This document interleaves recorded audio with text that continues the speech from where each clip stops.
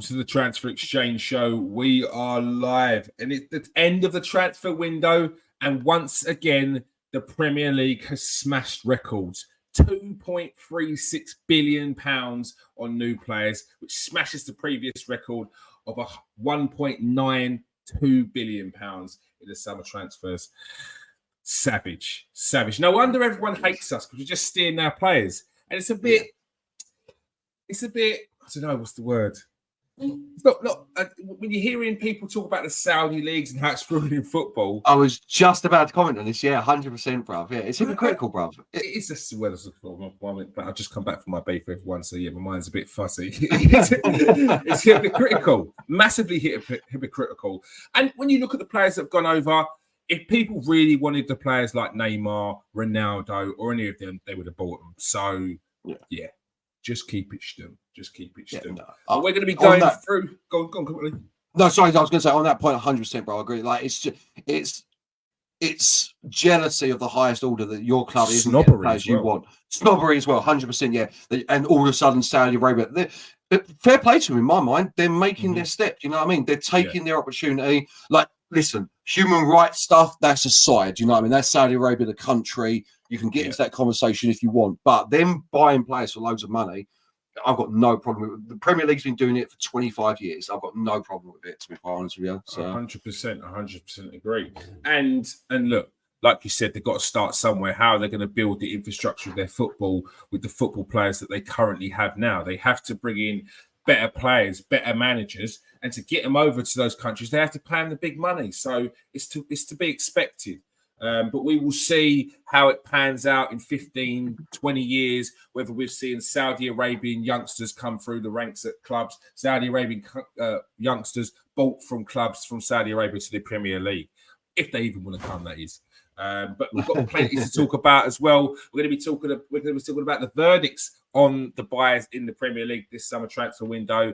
Obviously, the big stories as well, Jadon Sancho and Erik Ten Hag.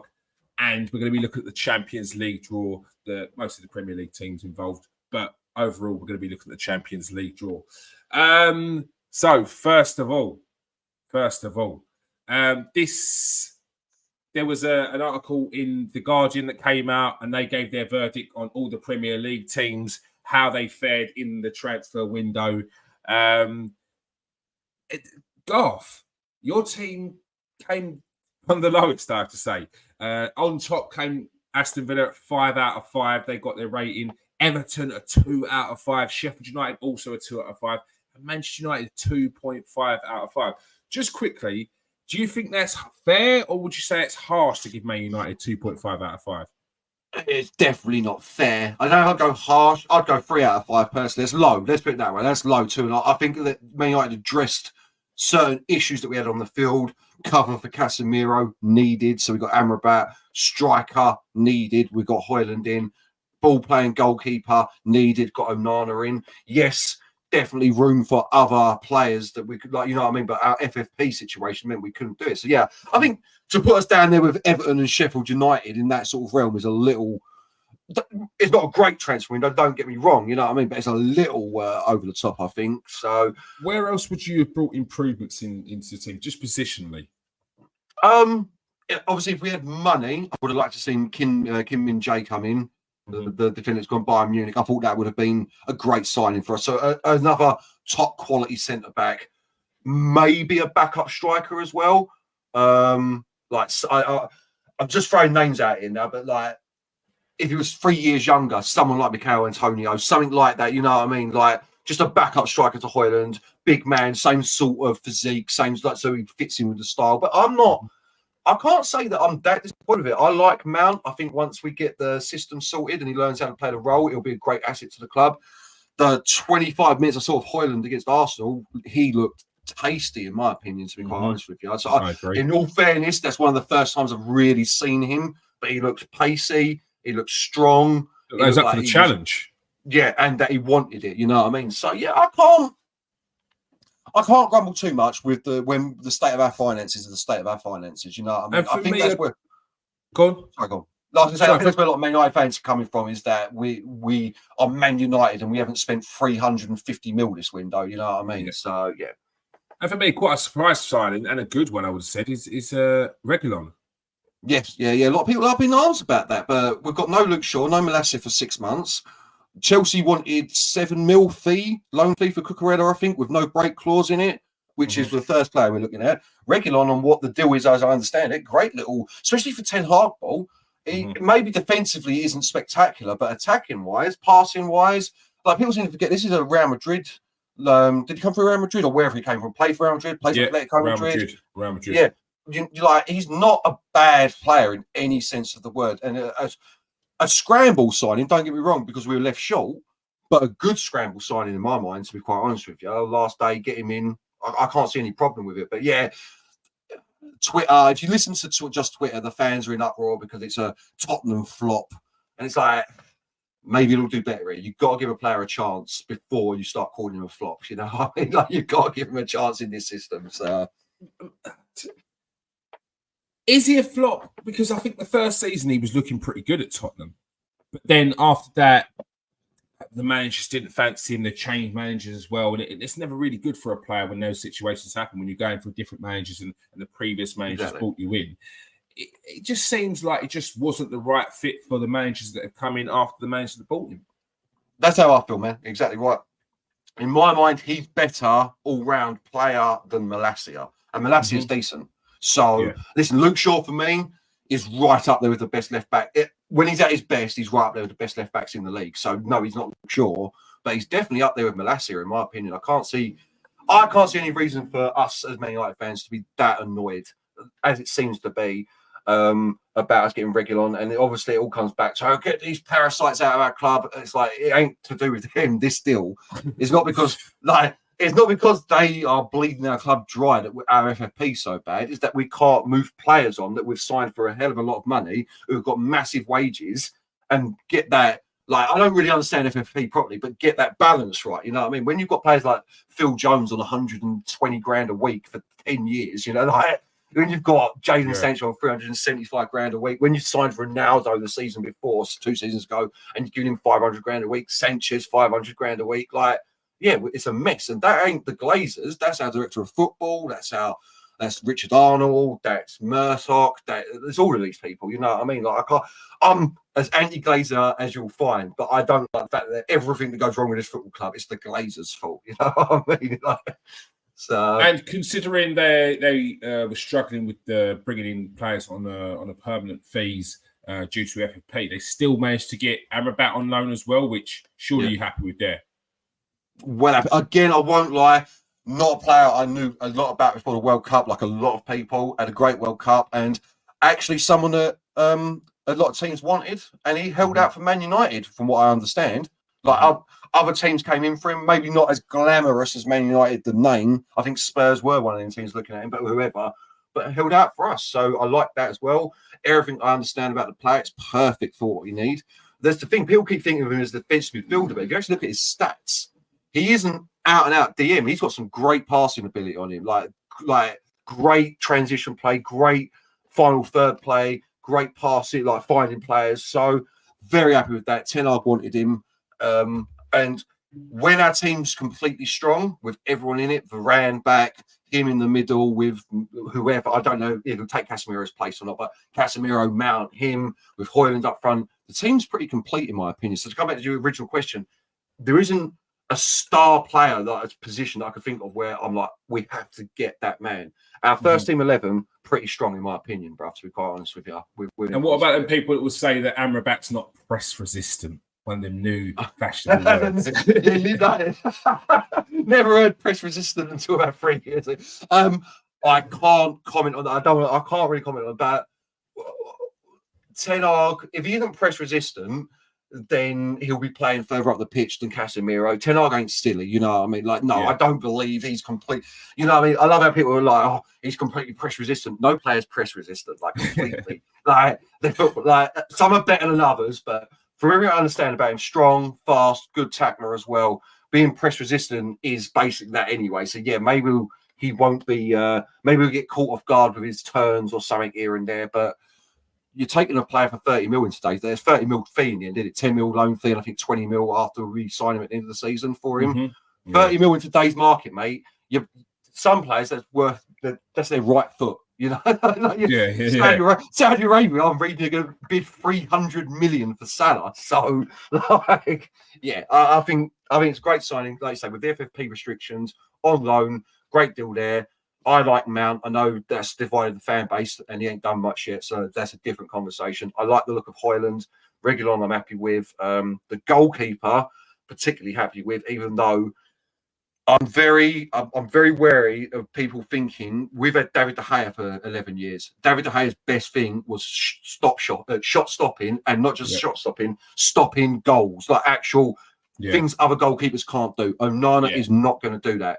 The Declan Rice goal the other day, David De Gea, that's a 70% chance save for David De Gea. Strong arm down at the bottom with the deflection. That still could go in, but like, that's what David De Gea has over Onana. So we need to get used to the fact that we're going to be conceding a few more of them top bin goals, long range shots, etc., etc.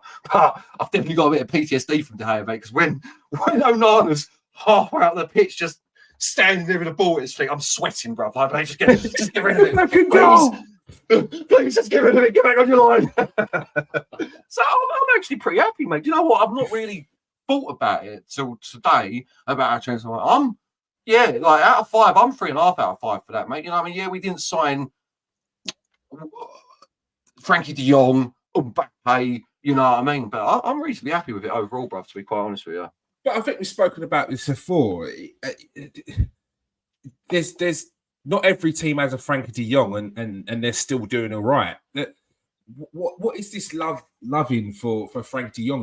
There's other players about that you can get that are suitable for that position. It's I'm going to sound like a bit of an old man here, but this is the FIFA football, well, not football, but FIFA Twitter generation, isn't it? You know what I mean? That's the one player that they focused on, they fixated on. Personally, for me, the money involved with it, well, not worth the value. Like, like 80 mil transfer fee, 500 grand a week, paying off debts as well. No, he's a great player. Don't get me wrong. It would improve our team. But exactly what you said, there are other 8s out there in the world, or 6s, whichever one you want to call them. They're out there in the world. You don't need to go and spend that sort of money on Frankie de Jong, to be quite honest with you. I've never understood it. So I agree. I fully agree. And your outgoings as well. Do you think you could have got more money for them, or are they fair fees? Anthony Elanga, 15 mil, Dean Henderson, 15 mil, Fred, 13. Do you think you could have got more out of them, and even some of the youngsters? No, I mean, I don't know if there's any like percentages afterwards or anything, but for Elanga, Henderson and Fred, I think they're all very fair fees, to be quite honest with you, for the players they are. Fred's 30, 31 this year. Dean Henderson, I think Dean Henderson's got some clauses in that one, definitely. So never get him at Man United. And with the wingers we've got, neither's Elanga. So again, 15 mil, good deal. Tellers was the one that I was like, how is everyone else getting 400 mil from Saudi Arabia? And we're getting 4 mil for Alex. Yeah, 4 mil for Alex Tellers, but apparently that's actually 8 mil with bonuses and so on and so forth. But no, listen, Arsenal fan right now, would you want any one of these players you see on this list in your squad? Like, would you, not even in the first team, in the squad? So no, I think they're fair fees, in my opinion. Same with Zidane. It's not 850 grand. There's a number of clauses in that one as well, but he ain't done nothing. Everyone's like, exactly. Chelsea are selling their youngsters for 25 mil. It's like, yeah, Todd Bowley's got some link with Saudi Arabia. So whatever's happening, I don't know. But yeah, he's done nothing. So like, he can't command. He ain't like Balogun. Let me rephrase that. Like Balogun's out in France, top scorer in the league. You can start commanding 35 to 50 mil. Exactly. Zidane's played 4.5 minutes for Man United. So yeah, no, fair, I think, bro. So. Exactly. Let's take a little look at Aston Villa's incomings. They got a 5 out of 5, so it's only fair that we judge them on their incomings and outgoings. Aston Villa, I think of the obvious ones, Moussa Dembele, who looks like he's hit the ground running. I think he's got 2 or 3 goals already.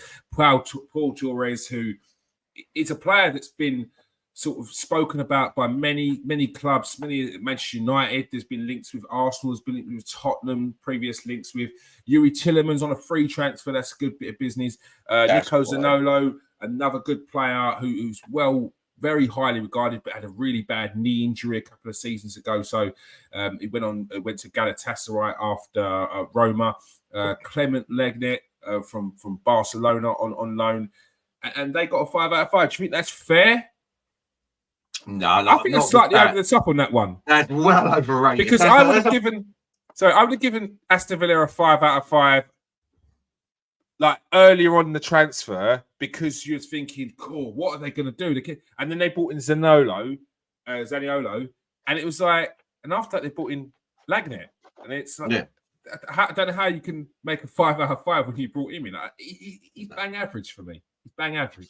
Yeah, we're talking about individual transfers. Yuri Tillemans on a free. That's a 5 out of 5 signing. No two ways about it. That's a quality signing for Aston Villa. Very quality. But apart from that, this is a 4 out of 5.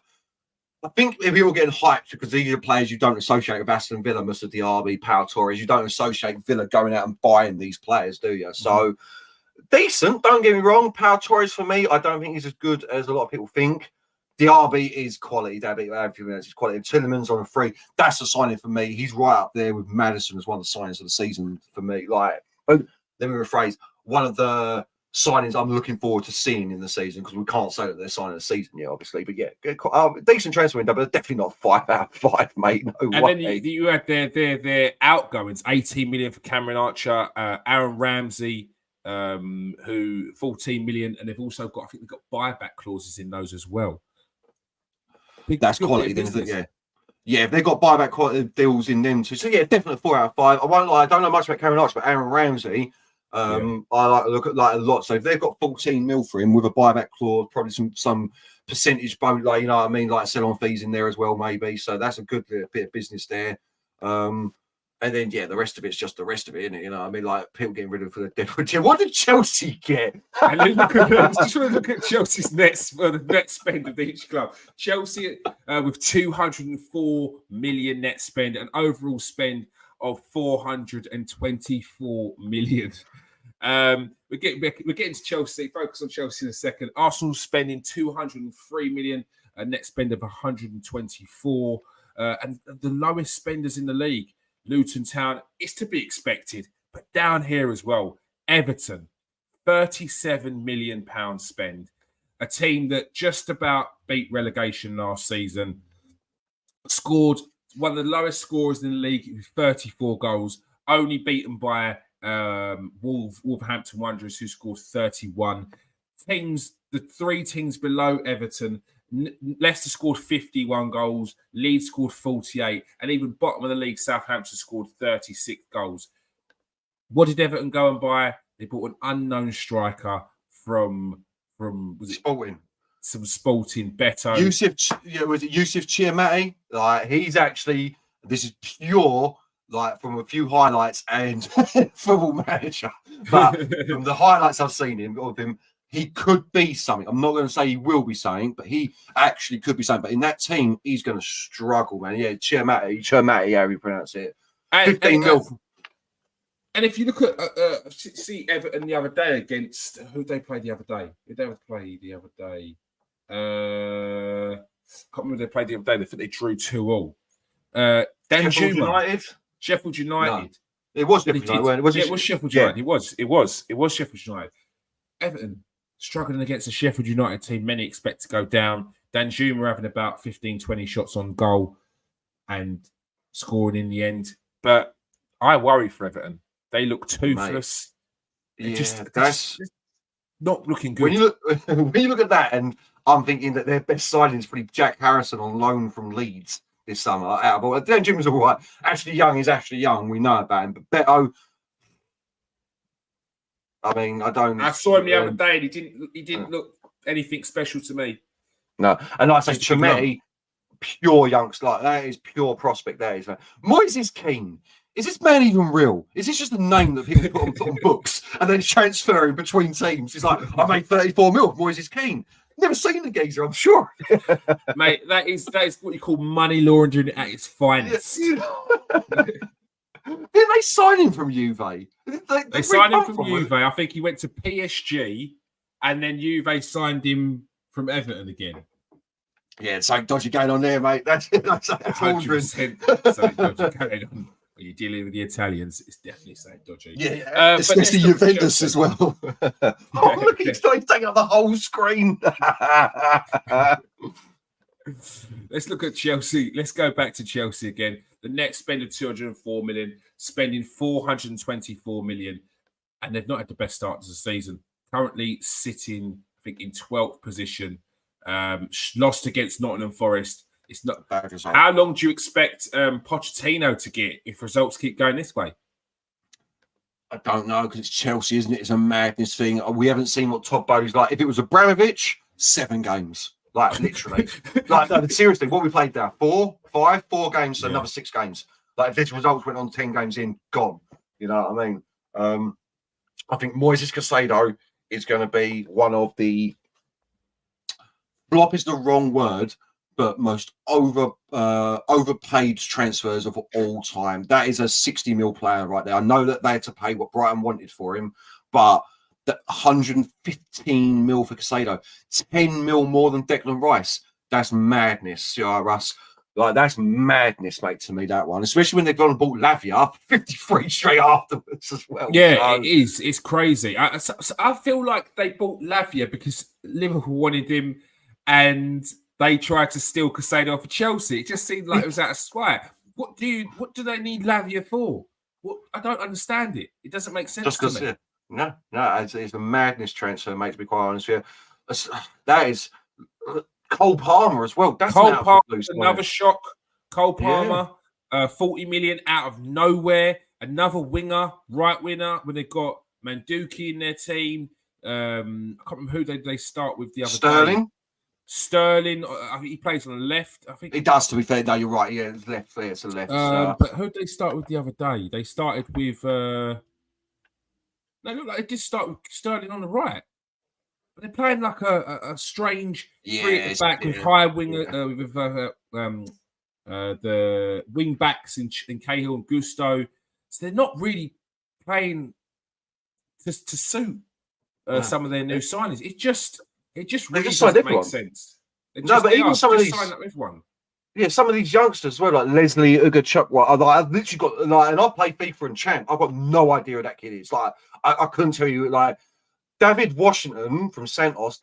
He's a good striker from what I've seen of him. That could be a sleeper signing. But when you've already got Nkunku, Jackson, 450 players already in your dressing room, like, what are you doing, Chelsea? They're going to be. I don't care what anyone said. They're going to be in real trouble in about 4 years' time when all of these players on 6, 7, 8 year contracts, they're flopping and they need to buy more players in and they can't get rid of any of them. They just can't move them on. They're like, it's all fun and games for Chelsea fans now, and calling that young Kipper calling themselves the next Real Madrid and all this, but nah, Real Madrid went out and spent big money on 7 players, not loads of money on 35 players. So weird, and especially weird when they need to get rid of so many as well. And to bring this many players in, it just seems a bit ludicrous. I think I saw something the other day where they said, okay, it's okay for this season and your 8-year contracts, but because you're spacing out the fee across the length of the contract. However, where you bought so many players on these 8-year contracts, you're now having to make at least £100 million a year, plus whatever you're going to bring in as well. And like you said, if some of these signings don't work, they're going to want to bring in more players to get players in that will work anyway. So it's very short term thinking, and for me, it's just not going to work. No, and just looking at that as well, like Havertz, Mount, and Kovacic are all better players than the players they've signed in my opinion, for them position. Like, they are. Enzo Fernandez, maybe that's last season, obviously, but like, I mean, seriously, they're better for me personally than Caicedo and Lavia. I don't know about you personally, but they're better players or in general. They're not the same. I get what you before someone says that, but yeah, it's a weird one with Chelsea. I don't even know where to start with it, to be quite honest with you. Like, it's so, like, you just look at some of them prices as well. They're that 40 mil for Cole Palmer. Man City must have been laughing at that one. Like, no worries, lads. No negotiation needed. Nothing. Is it a scam from Nigeria or something? I've got Chelsea on the phone apparently. Man City 40 mil. Sorry, Man City. No, I got 40 mil for Cole Palmer. All right, yeah, sweet, let's go, mate. Yeah, take it. But Man City are the master of that. If you look at some of the players they have released or they have sold and got fees for, when you look at them now, like after a couple of seasons, you're thinking, oh, how did Man City get rid of them? The Sanchos, the Berm Diaz, but they've got their money, and they've done the right thing. They've moved him on at the right time. They've got the money for him, and now Chelsea seem to be buying those players off of Man City when Chelsea were the ones that also were doing that as well.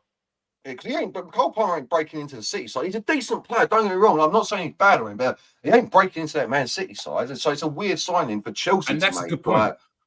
That is a good point. If Chelsea want to be seen as a challenger in the title race to Man City, why are they buying players from Man City that can't get into their first team? Yeah. Strange signing for me, that one. But you just don't know what's going down at Todd Bowley, mate. You just don't know what's going through his mind. Because if you come back to that Lavia signing, that was so blatantly Liverpool wanted him. He was like, nah, I'll have him as well. Like, mental, bro. 100%. So not bad. But that's surprise signings for you in this window? Overall, surprise Fatty to Brighton on loan out of nowhere. Ansu Fati on straight to the deadline day was an absolute shocker to me. What is going on there? Yeah. Someone told me that he had a lot of injuries, but he actually played like 36 games for Barcelona last year. So it weren't like he was injured, like madness that one. For me, Mount to Man United. Tonelli to Newcastle, definitely, but then Newcastle got the money. Mount to United was a strange one for me as well. I like the player, but I couldn't believe Chelsea would sell him to us, to be quite honest with you. Mm-hmm. But after that, I think people went out this year and got what they needed, if that makes sense. Like, there's no big surprise. Fatty on deadline day is the big one on deadline day. Havertz to Arsenal was a surprise to me as well, to be quite honest with you. Yeah. Not that he's a bad player or anything, just surprising signing out of nowhere that Arsenal went for him. I'm a little disappointed that Liverpool got Gravenberch on the last day because he's a good player. Very good player. Yeah. Very good player. Yeah. Again, though, not the man that replacing Dean Henderson or James Milner. He ain't that. He's not the engine room player. Yeah, just the same thing of you. Yeah. Yeah, and the thing is, people will say that why didn't he work at Bayern Munich? Because he's not a defensive midfielder, and they brought him as a defensive midfielder, and he's not that. That's why they went and tried to replace him with Palhinha, who is a defensive midfielder. So I do wonder how Liverpool are going to get on. In the last two games, they've still played, or they played Endo in the game, the new Japanese signing from Stuttgart. But previous to that, they've been playing McAllister in that defensive midfield role. So I do wonder how long that's going to work for, because I just don't see him as a Henderson. I don't see him as a Wijnaldum. Gravenberch, you can say, is as close to Wijnaldum you can get, but I'd say Casado is probably more of that. But definitely. Yeah. It remains to be seen how well injury record as well, isn't it? Gravenberch got a bad one, isn't he? As I understand it, not a great one. I don't know. Yeah. This is Bournemouth signings. Do you know what? For me, this is a 4 out of 5, mate. They've bought some quality here. Alex Scott from Bristol City. Remember that name, honestly. I think you mentioned that before. I did. I'm like quality player, mate. Honestly, like centre mid, attacking mid, can play in the DM as well if necessary. Really good player from what I've seen of him. Not a lot has to be said. I don't really follow the Championship. Milos Kerkez, he's a left back, young left back, very highly rated from what I understand as well. Like Hungarian, I think, could be wrong there. Like very, very highly rated. Justin Kluivert, highly rated a couple of years ago. Mourinho wanted him at Man United for 11 mil. Quality signing. Max Aarons, 9 mil. That's some quality business there from Bournemouth. And they got a 4 out of 5 for their transfer window. That's what I'm giving it. 4.5 out of 5 is what I'm going with that. That's really good, mate. Tyler Adams, no, I'm not that on Tyler Adams, but even down at Luis Siniestra on loan, great signing, I think. That's some really good business there, mate. That's quality. And I think Luton got a 5 out of 5. Let's quickly check them before we go on to the main story of today. I think they bought in Ross Barkley, didn't they? On a free transfer. That'd be a great bit of business for Luton if they did get Ross Barkley. They did get Ross Barkley on a free transfer. That's a great bit of business. Mads Anderson. Mengi as well. If you give him minutes and if he becomes the player he could be, great signing there as well. Sambi Congo on loan from Arsenal. Good player as well. You know, I mean, very maligned Samuel Okonga by both Arsenal fans and the rest of the fans. Tim Krul. I mean, is that their number one or is that backup? Either or, quality goalkeeper. Quality. That's quality backup for a team like Luton, mate, to have Tim Krul in there. So, yeah, Tave Chong. I had high hopes for him at Man United. Apparently, he's done well at Birmingham City. The thing that's annoying me about that, is we had a 30% sell-on fee on that bad boy. So he got 4 million. He's gone for 4 mil. So I'm a little disappointed. Watch Birmingham put a sell-on fee in that, and him go for 25 now. Yeah, a little annoyed about that because I think we sold him to Birmingham for more than that. So I don't think we got anything out of that one. So. Great bit of business by Man United again. Yeah. There's not. Yeah, that's us selling players. That's a 1 out of 10. That is, mate. But I wouldn't have this as highly as I have Bournemouth. I wouldn't. But again, that's because I know a lot of them Bournemouth players that have come in. To be quite honest with you, but yeah, Barkley on a free, very slept on player. If Barkley finds his best form, that's a keeping you in the Premier League signing. That is, you know what I mean. 5 goals, 7 assists, something around that area. Quality little signing. Of the transfer window ratings, who's got the best? Who done well in the transfer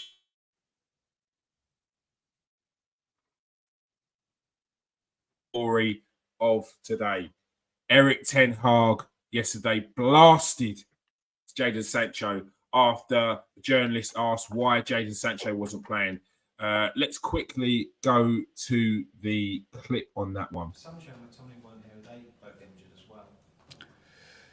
No, Scott is ill, and Jadon was on his performance on the training. We didn't select him. So that he was that a form of discipline, would you say?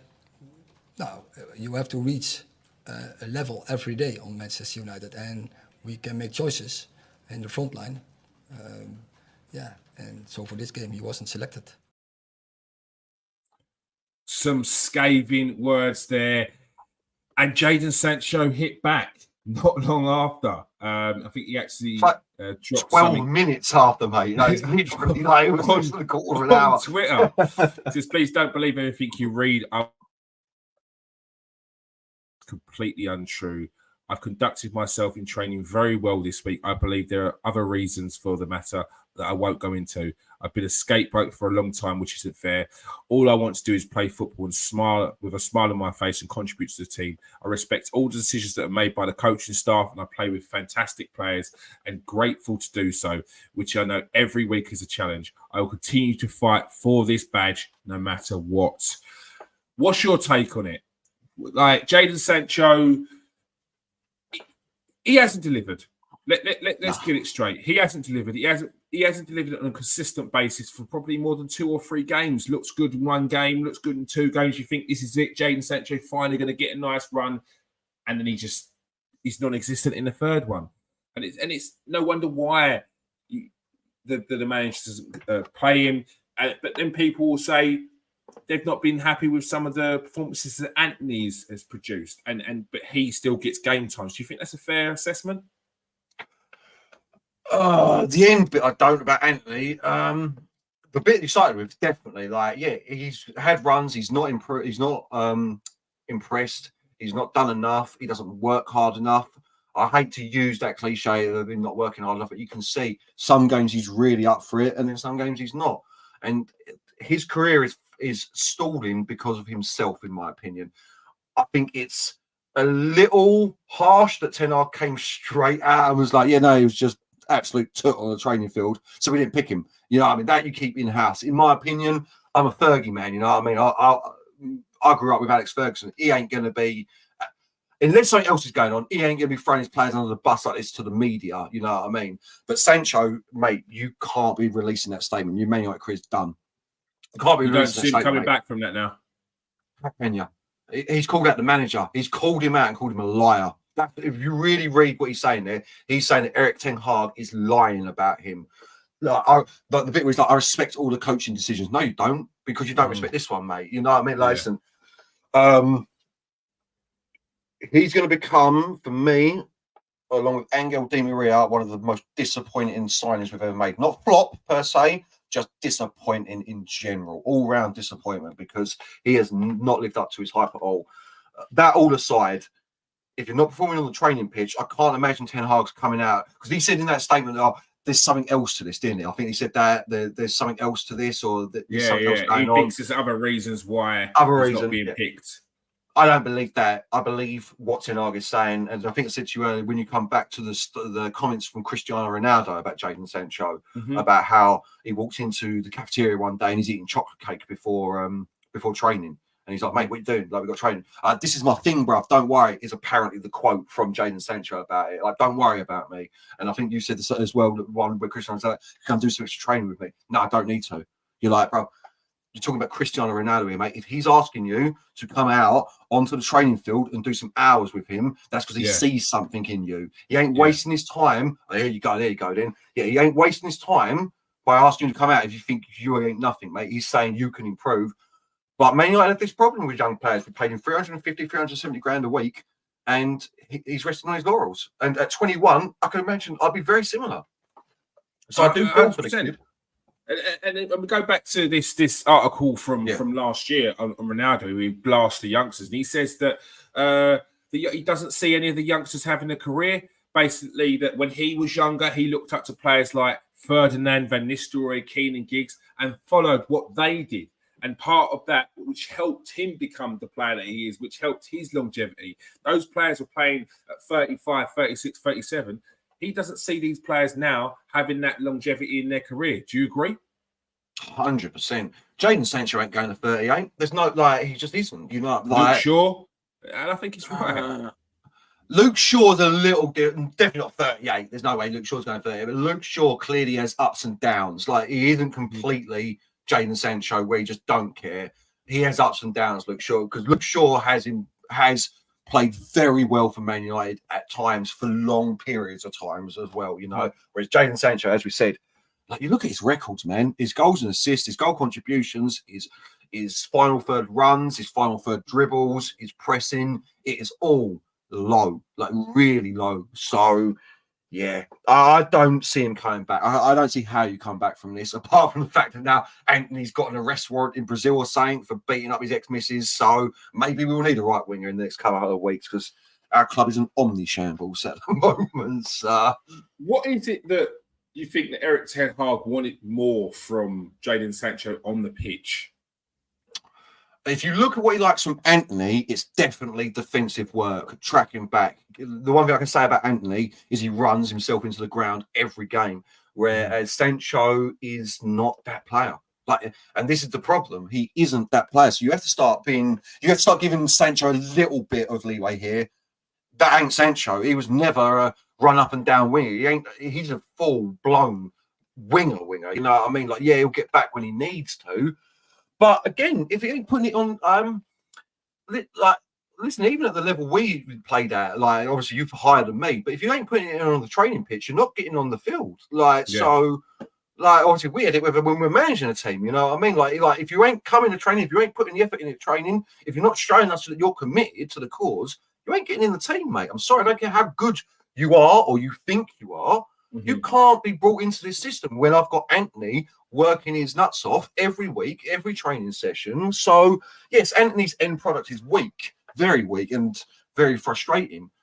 But Jadon Sancho clearly, and I believe Ten Hag, that's what I need to say, if what we're gleaming from what Ten Hag is saying, what Ronaldo said about him, listen, there's no smoke without fire. He's had many people now say that he doesn't put enough effort in. You know what I mean? So it's that. It has to be that kid, I think, unless there is something else, you know what I mean? Like something random that we can't even contemplate. But for me, yeah, he's just ain't putting the effort in. 375 grand a week at 23 years of age, playing for what is one of, if not the biggest club in the world, whichever way you want to put it, one of the biggest clubs in the world, resting on his laurels and just thought he'd made it. It's what it feels like. I don't know. And he was brought in by Ole Gunnar Solskjaer, wasn't he? Yeah. And he didn't get too much game time under Solskjaer either. No, Southgate don't pick him. Yeah, Solskjaer bought him on and off. Ragnick didn't pick him. Southgate don't pick him. Ten Hag don't pick him.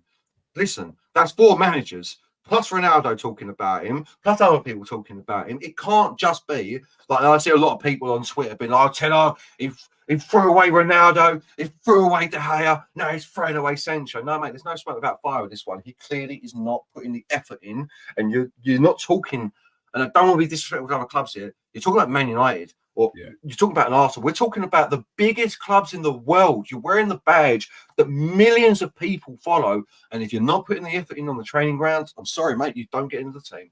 So One thing that people spoke about when Ole and Solskjaer were there was sometimes the lack of discipline.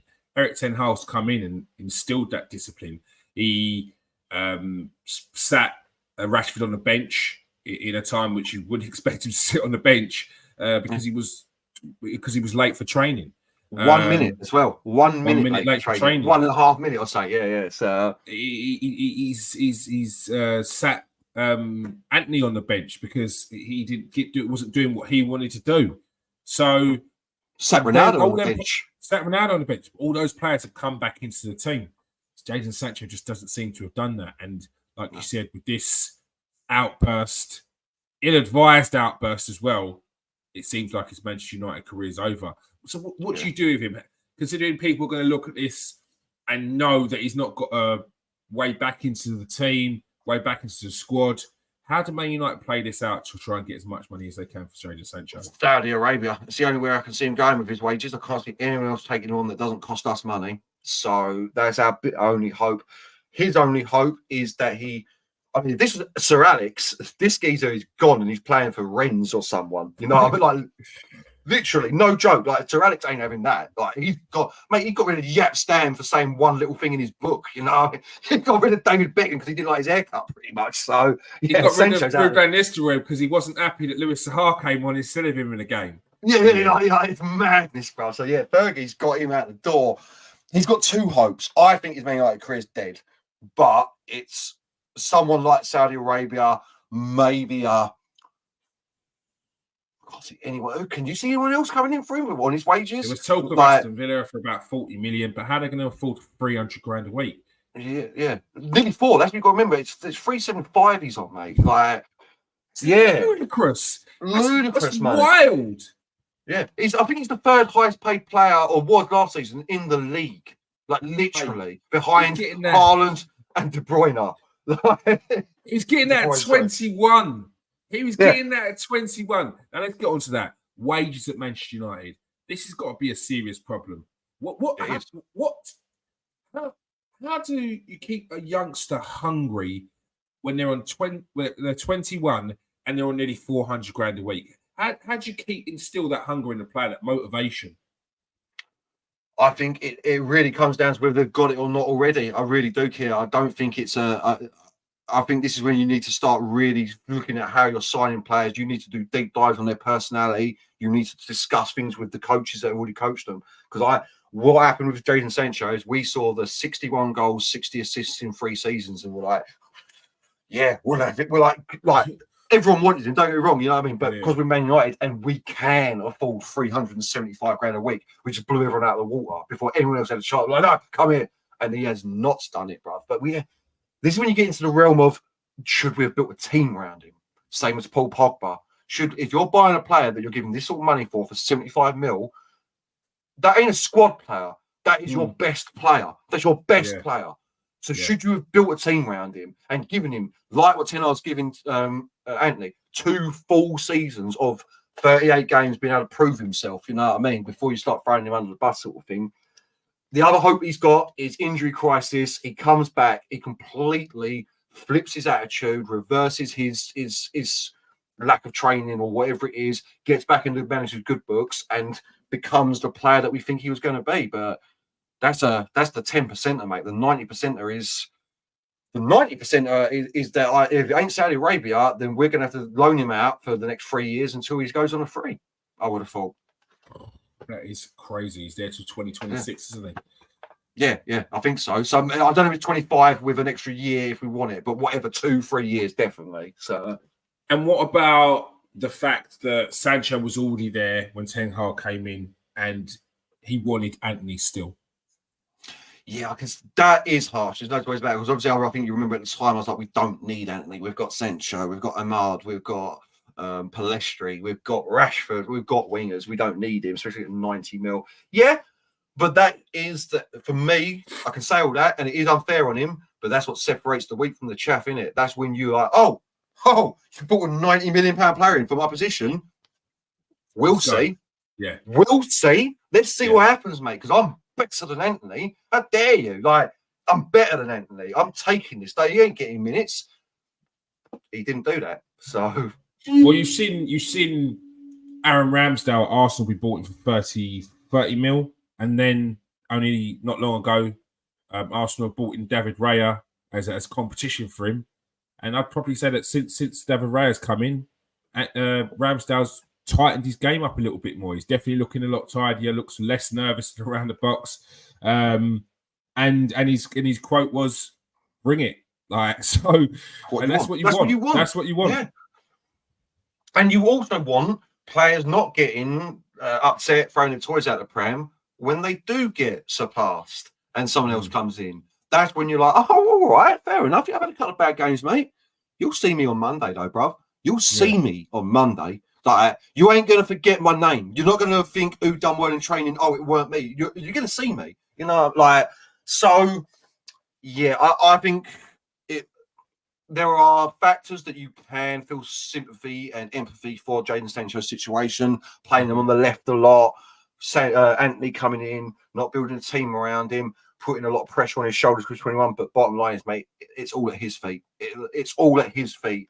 You know, that's where it comes down to. You're not putting in the effort, the work rate, the commitment, etc., etc., etc. In my mind, like if something comes out, like something major comes out, you know, that him and Ten Hag had a fight in the change room and Jadon Sancho knocks him out, and that's why Ten Hag won't pick him. You know what I mean? That's something crazy like that, then fair enough. But at this situation now, it's all that I lay the blame fully at Sancho's feet at the moment. All right. So it looks like Jadon Sancho's Manchester United career is in the mud and all over. Let me just throw this out. Would take the wages out of it a minute? Would you take Jadon Sancho now as a gamble? Yes. Like for Arsenal? Yeah, that's what I mean. He's such a good player. Yeah. As a gamble, I think he's suited. I think he's suited more to Arsenal as well. I don't. Yeah, it's fair. With what Man United want, if they want a player that's going to go up and down the pitch, he's going to work all day long, they should have brought in Dan James. Like we did. Yeah. A player like that. He ain't it. No. Jadon Sancho ain't it. Jadon Sancho is a luxury winger. He's a high winger as well. He's a forward. He's not someone who's going to track back. A skillful player. He's not Man United. He's not what Ten Hag wants at the end of the day. No. And yeah, I'd take him at Arsenal. But I'd have to. Arsenal do deep dives on attitude. It's one thing that Edu talks about regularly. It's one thing that Arteta talks about. He speaks to players and asks them what are they like. They have to be honest. If that player like Jadon Sancho comes in and Bukayo Saka has told Arteta that he's got a great attitude and he hasn't, I think it's going to be a problem. So I think they would be quite honest with the situation as to whether it would work. But I've seen players who are of the similar mentality, like Reece Nelson, who have then changed their ways. So I wonder if Jadon Sancho is of that mentality where Reece Nelson was, but it took Reece Nelson's career to look like it was going nowhere for him to fix up. And he even came on yesterday against Man United. So it shows there's still an opportunity in the team when you do show that you've got the right mentality. He said that he thought that his talent would take him to the top, but then people who weren't as good as him have now surpassed him because they put more in and extra hours after training, which is what he's now doing. So, yeah, maybe Jadon Sancho needs to take a leaf out of his book. No, 100%, because this is just quickly, every one of the world's best players, apart from the R9s, the Messis, who are just natural talents, every one of them, especially Man United, the Beckhams, the Scholes, the Ronaldos, the Cantonars, the same story you hear about them is, you saw him after training, 2 hours, bag of balls.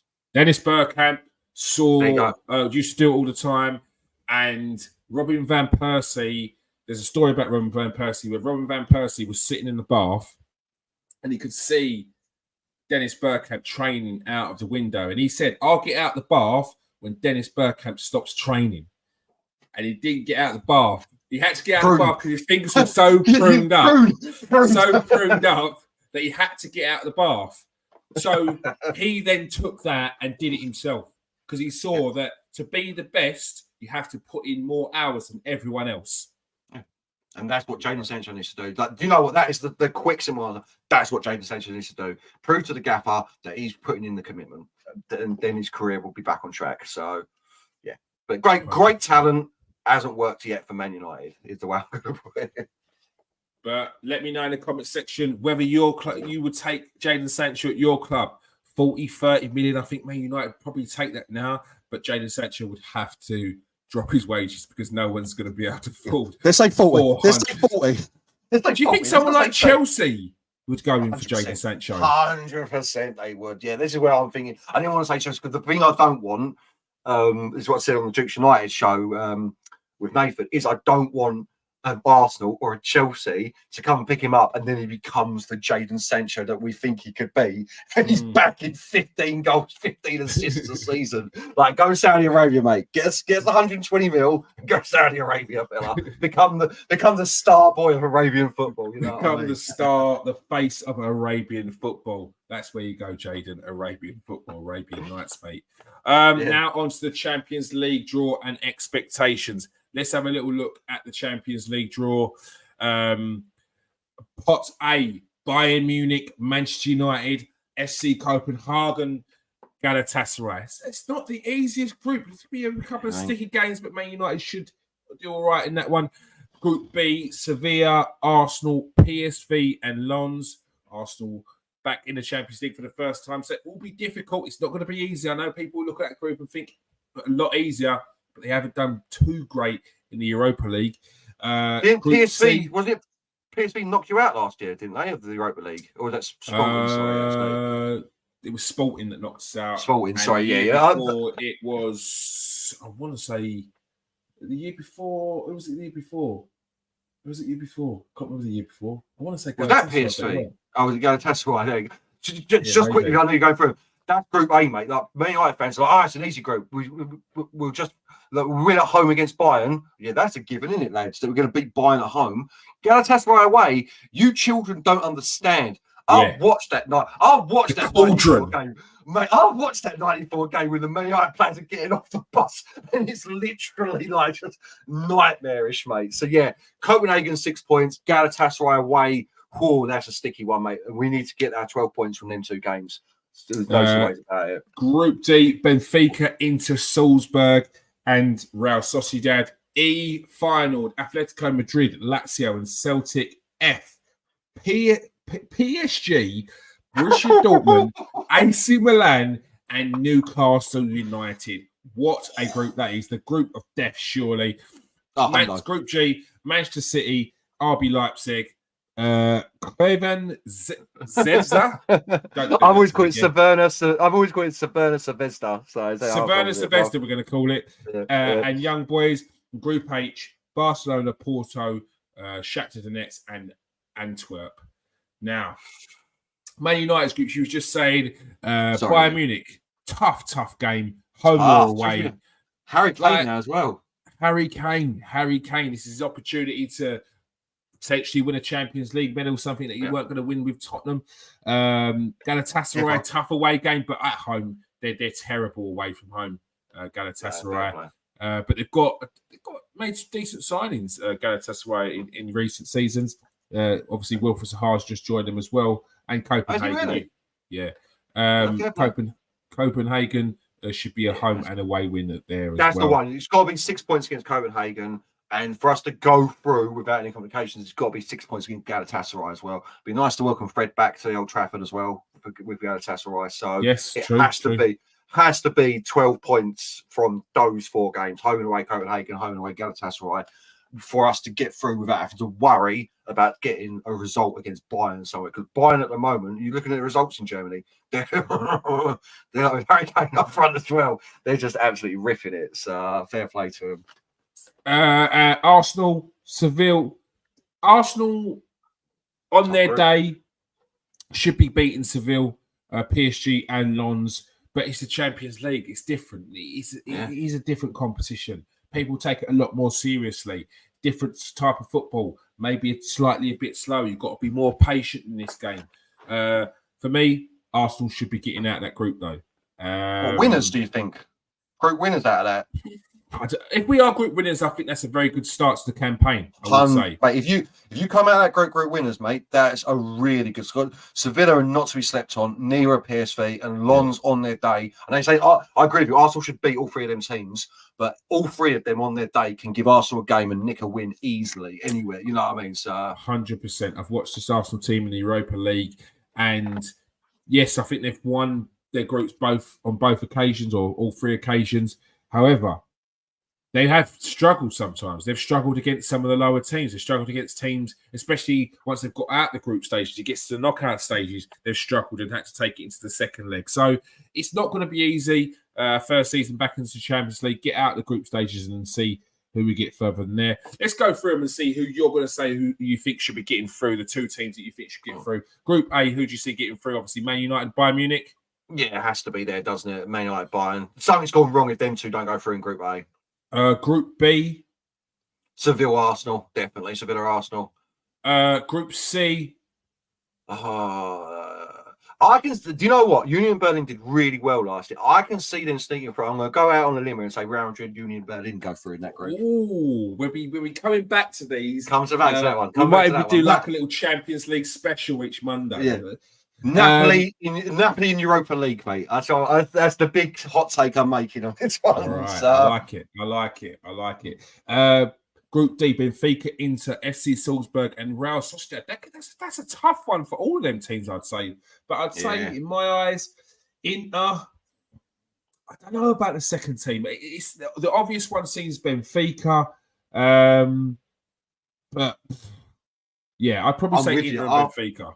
No, I'm with you with Inter. I think it's Inter first, and then any one of them three go through. It's Salzburg on their day of quality, Real Sociedad on their day of quality, and so Benfica. So that second place in there is up for grabs. There's no two ways about it in Group D. It definitely is. Group E, final, Atletico de Madrid, Lazio and Celtic. Another tough group for any team other than Atletico Madrid, because Atletico Madrid will just score the goal, sit back, no block. You ain't getting a goal, and then when you're desperate for that goal in the last 5-10 minutes, they're going to hit one or two, and they're going to beat you 2 or 3-0. That is specialist Simeone, so they will go through. But Lazio, Celtic, or final, who do you see out of the other three? I don't know. Did Lazio? They're in the Champions League, so they've done well. So Lazio are obviously back. I'm going historically Lazio just on this, but I've got no form guide for this one, to be quite honest with you. Celtic on their day can cause an upset. Feyenoord again. I'm surprised. Is this how they got drawn? Feyenoord, did they win the Dutch league last year? Feyenoord then? Yes, they did, because what's his name didn't even get in it. Ajax are not even in it, are they? This is why they've had to sell a lot of their players. Right, fair play. So yeah, I'm changing it then. Atletico and Feyenoord I'm going with. Is what I'm going with. Okay. Well, Lazio just recently beat Napoli 2-1. Who have they got in their team? Immobile still Alberto. Yeah. I mean, I'm looking at this Napoli team and this Lazio team, and Osimhen, that their Georgian winger, I'm not even going to bother trying to pronounce his name. It's got too many Z's in it. It's got too many vowels. It's got. I don't trust the person with so many vowels in his name. It's like a Welsh name, that is, mate. But yeah, Lazio could be a shout for that one. Any of them teams, to be fair. Yeah, any of them teams. There's the thing, because Celtic on their day could go to Atletico Madrid and nick a 2-1 win out of nowhere away as well. You know what I mean? And then, like, say again, that's a tough group. That's Brendan Rodgers as well, isn't it? Yeah, you're right. That's a group to look. That's a group to watch, actually, for some good football. I think. Like, if your team ain't playing, that's a good one to watch. Yeah, and I think Celtic are one of them teams that they might not get through. They're going to cause some upsets. They're going to be the team that they're going to. I think Celtic are looking to probably get into the Europa League. Obviously, they want to get through, but they're going to look for that third spot. And while they're doing it, they're going to take someone out who you're expecting to go through. So, that is going to be a tough group as well. The group of death: Paris Saint-Germain, Borussia Dortmund, Milan, and Newcastle. Now, Newcastle. Welcome to the Champions League. Yeah. Newcastle under Eddie Howe have been absolutely outstanding since he's come in. And they could even cause a couple of upsets. But how do you see them faring in this group? They haven't started the season well, though, have they? This year? I know they had a very hard run. Obviously, Liverpool. They've only won one game out of 4. Newcastle so far. They've lost 3. Yeah, they haven't beat Aston Villa in the first game of the season 5-1. They 5-1, lost to Manchester yeah. City, lost to Liverpool, and they just lost to Brighton on the weekend. Yeah, and Brighton look good as well. So they've had tough games. Don't get me wrong. I can't see Newcastle doing anything in this group, and I'm not having a go at it, but you're talking about 3 of the biggest powerhouses in European football. There, how has that group come about? Newcastle fans must be crying, mate. Paris Saint-Germain with the strike force that they've got, even with Neymar gone, still dealing with Mbappe. Di Maria still there to retire. I think he's still there, isn't he? They've got the French. They just signed that Kolo Muani as well, didn't they? Is that Paris Saint-Germain picked him up? The other French forward. Oh yes. The one who was the one who did well in the World Cup. World Cup, yeah. So they've got excuse me. I think they've got the French front line, haven't they? So Dortmund are Dortmund. They're always good. Dortmund doesn't matter. You're not getting a result out of Dortmund unless you're top form. And Milan. I mean, AC Milan or AC Milan. Good start to the season as well. My AC Milan. Yeah, exactly right. They've got. Is it Giroud up front? They've got still. No, they've got Giroud. They've got Rafael Leao. Yeah, that's the bit I'm thinking of. Yeah, quality winger Rafael. They just if Newcastle get through this group, Eddie Howe has done magic. Like he has worked magic because Newcastle squad is not strong enough to be taking on them boys. You know, is this AC Milan? This is AC Milan. I didn't realise they signed Ruben Loftus-Cheek as well. Yeah. Tamori, yeah. Chuck Weezy, very good player. Yeah. So's Luca Romero, bruv. Argentinian, I think, winger, very good player. All of these actually, young French kid. They've got a decent team. Their goalkeeper's good as well. That Manguian, Theo Hernandez. Yeah, they've got a really good, strong squad actually. Pulisic as well, which I don't want people mugging off Pulisic. Yeah, he ain't fantastic, but he's a good quality. Like I don't understand why they lost love with him at Chelsea. Maybe his end product ain't great, but he's a player that just gets up and down, works hard for the team, and just a decent winger. Yeah, quality little player. So yeah. I mean, Newcastle in trouble there. There's no two ways about it. It's got nothing to do with the strength of Newcastle. It's just going to do everything with the strength of the other 3 teams. There's always one group of death, and that is one of the best I've ever seen. That is. I think it is. So you put him through on that one? Oh, I'm going Dortmund Milan. Milan. Yeah, mate, taking Paris Saint-Germain out of it. I'm listening. I'm hearing Dortmund, but in my head it's like you're saying Paris Saint-Germain still. No, it wouldn't let him register. I'm going for another random one. I'm going with Paris. The thing with Paris Saint-Germain is they do not do well on European nights against other big teams, and that's what I'm going with. Is that they'll lose away to Dortmund and Milan, draw with Newcastle away, and that'll put them out. Is where I'm going. So that's what I'm having. Yeah, they don't pick up points away to Dortmund or Milan. Again, this is all conjecture. They'll go and smash the group up, score 35 goals, and Mbappe's going to score 4 hat-tricks. You know what I mean? I'm going for PSG and Milan to get through that group. I think Newcastle will be lucky to keep Europa League, and I think they should probably go for Europa League. 100%. Dortmund for me, Dortmund is very hit and miss. I think it'd be PSG and Milan. Group G, Man City, Leipzig. Your boys there and young boys. Weakest group, Man City. How much are they paying UEFA? This is ridiculous. They just took Leipzig's best player in Gvardiol, and now they got him in the Champions League. Cheeky, Man City. Yeah, good shout. I mean, obviously it's Man City and then Leipzig, but yeah, Man City are winning 6 games in that group. No one's taking a point of Man City in that group. You know, Leipzig are good, but they ain't that good. But you know what I mean? No. So yeah, and Zvezda. I mean, where do they even come from? To be honest, our geography is horrific. So I don't really know what country they come from. To be honest, Czech Republic maybe. With that, I think it is Czech. I think it is Czech. I think it is Czech. With a name like that. They beat to get through. Well, they obviously won their league, didn't they? I'm guessing. Then went through the qualifiers. So, and then young boys, Swiss, they're always in it, ain't they? Young boys, or not always, but Basel or them get into it somehow because they've got reasonable finances. But yeah, it's Man City and Leipzig in that group. I can't see any other way. And the final group, which is Barcelona, Porto, Shakhtar Donetsk, and Royal Antwerp. I mean, it's Barca, obviously. I've actually got a sneaky suspicion Barca might go all the way this year to the final. Okay. Like, Okay. yeah, they've got their teams building. Like, they've got all of their drama off the field, but their actual on-field team looks sick. I've got a feeling it could be a Barcelona Real Madrid final, is what I'm thinking. An all-Spanish final this year. Because Real Madrid, wow. Can we just quickly, I know we're running out of time. Jude Bellingham, what a big miss for everyone else in the world. Jude Bellingham, what a player that kid. What a kid. But yeah, Barcelona through, and then who was else in that group? Sorry, I didn't see. Shakhtar Donetsk, Porto, and Royal Antwerp. Antwerp just lost that for Brujan, who I thought is one of the best young goalkeepers in the world. They're going out. Shakhtar Donetsk lost half their players because of the Ukraine war. So yeah, Barcelona and Porto. Yeah, Barcelona and Porto going through in that one. All right. What we do is we make sure we keep an eye on all of those and follow up on who does what and who got those decisions right.